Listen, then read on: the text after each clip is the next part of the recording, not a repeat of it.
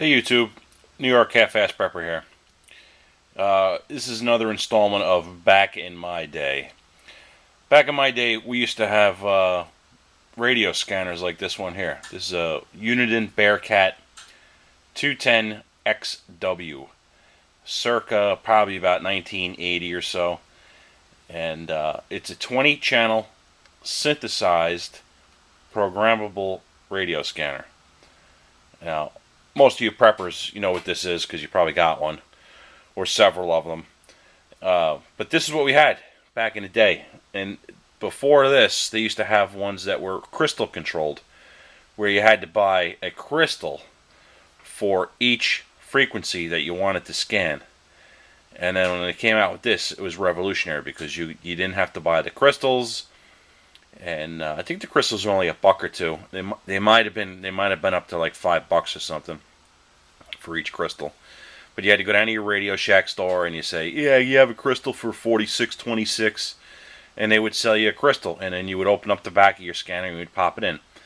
And then when they came out with these things, it was revolutionary because all you had to do was type in 4626 and you got the frequency just by putting it into the display, into the keypad there. So this was like the cat's meow back in the day. Now it's considered obsolete. There's much nicer stuff out there.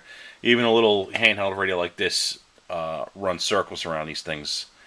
And a lot of areas are the radio systems are trunked and they're digital and they're encrypted and so forth. So basically these things are obsolete now.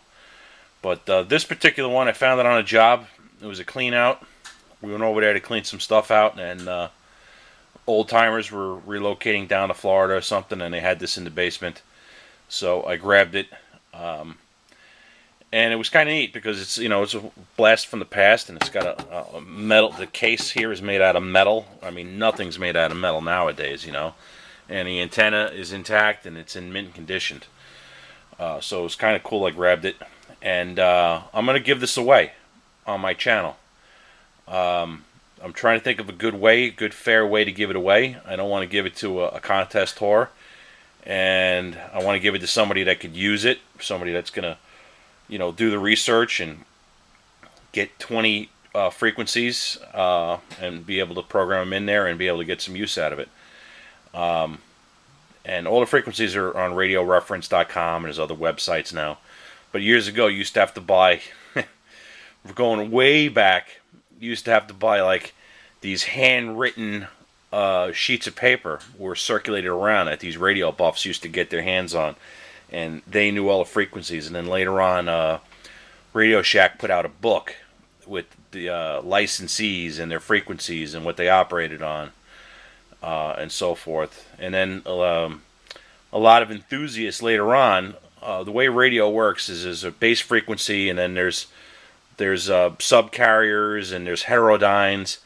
So if you program these scanners for the heterodyne, a lot of clever scanners, especially places like New York City, they were able to get just the station that they wanted, and they didn't get the interference in the other stations that may have been using the frequency as well. So that was kind of a clever trick that they used to use.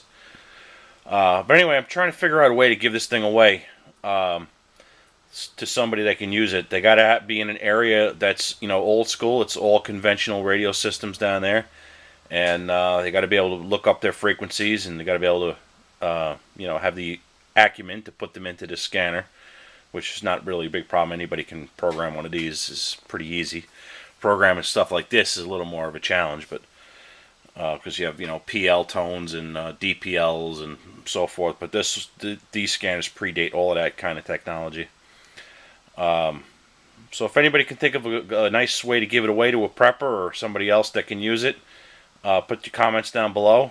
I'm thinking of making it like a contest, and you got to do a video response and say that you want this and that your area is conventional still, and that you can use it. And it works fine. In fact, put it on the weather, and the weather will come in loud and clear, and you put it back on scan.